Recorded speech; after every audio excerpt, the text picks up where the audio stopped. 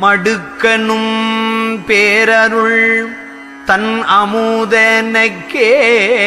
மாலையும் காலையும் மத்தியானத்தும்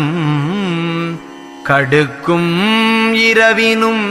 யாமத்தும் விடியல் காலையிலும் வந்து என் கடுப்பசி தீர்த்து